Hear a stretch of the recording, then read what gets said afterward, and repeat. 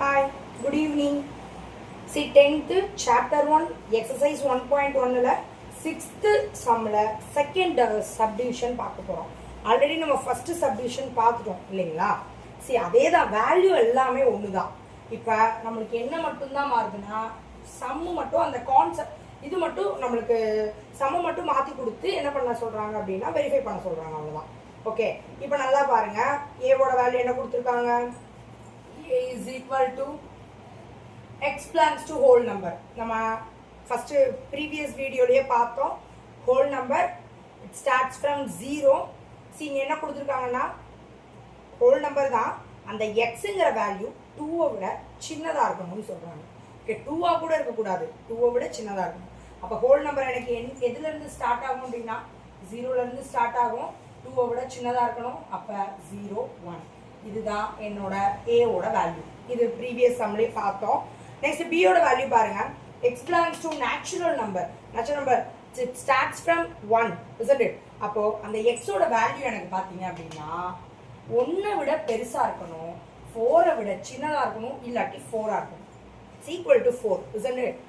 x greater than 1 less than or equal to 4. அப்ப bங்கிற value என்னவா இருக்கும்னா 1 விட பெருசா இருக்கும். இப்போ நேச்சுரல் நம்பர் எனக்கு எதுல இருந்து ஸ்டார்ட் ஆகும்?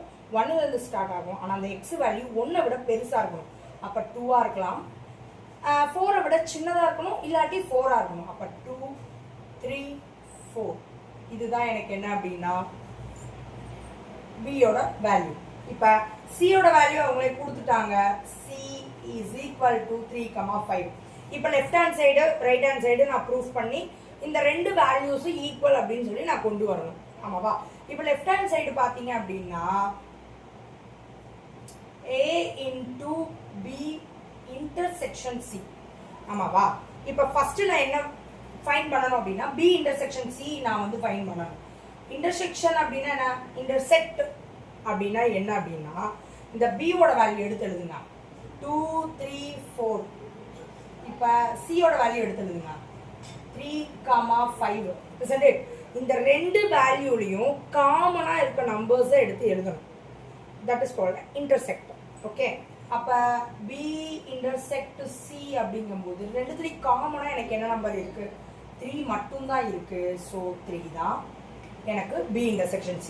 இந்த b intersection c ய a வேல்யூவோட நான் என்ன பண்ண போறேன் அப்படினா மல்டிப்ளை பண்ண போறேன். அப்ப a into b intersect c. அப்ப a ஓட வேல்யூ நல்லா பாருங்க. 0,1 into c ஓட வேல்யூ 3. அப்ப மல்டிப்ளை பண்ணி எழுதுங்க. 0,3 0, அடுத்து வந்து 1,3. அவ்வளவுதான். இதுதான் என்ன அப்படின்னா a into b intersection c. இப்ப இந்த LHS தான் இப்ப நான் ஃபைண்ட் பண்ண போற RHS ஓட ஆன்சரோட ஈக்குவலா வரணும். It should be equal. So அப்ப பாருங்க, இப்ப RHS கண்டுபிடிக்க போறோம். RHS ல ஃபர்ஸ்ட் வந்து a into b நான் ஃபைண்ட் பண்ண போறேன். இப்ப a ஓட வேல்யூ என்னன்னு பாத்தீங்கன்னா 0,1 into b ஓட வேல்யூ என்னன்னு பாருங்க 2,3,4. சோ அப்ப அப்படியே மல்டிப்ளை பண்ணுங்க. 0 வச்சு இத ஃபுல்லா மல்டிப்ளை பண்ண போறோம். 1 வச்சு இத ஃபுல்லா மல்டிப்ளை பண்ண போறோம். அப்ப 0,2 0,3 0,4, isn't it? அடுத்து 1 வச்சு 1,2 1,3 1,4, isn't it? அடுத்து பாருங்க a into c ஃபைண்ட் பண்ண போறோம். a ஓட வேல்யூ 0,1, b ஓட வேல்யூ c ஓட வேல்யூ பாத்தீங்கன்னா 3,5. அப்படியே எழுதுங்க. 0 வச்சு இந்த 3,5 0,3 0,5. அடுத்து இந்த 1 வச்சு 1,3 1,5, isn't it? see இப்ப நல்லா பாருங்க. இந்த a into b நான் ஃபைண்ட் பண்ணிட்டேன். a into c யும் நான் ஃபைண்ட் பண்ணிட்டேன். இந்த ரெண்டு வேல்யூலயும் காமனா இருக்க நம்பர்ஸ் எடுத்து நான் என்ன பண்ண போறேன் அப்படினா எழுத போறேன். ஓகே, இப்ப பாருங்க 0,2 0,2 இல்ல 0,3. எஸ் 0,3. இங்க ஒரு 0,3 இருக்கு, இங்க ஒரு 0,3 எடுத்து எழுதிட்டேன். அடுத்து 0,4 கிடையாது. 1,2 இல்லை 1,3 இருக்கு. அடுத்து பாருங்க 1,4 இல்லை.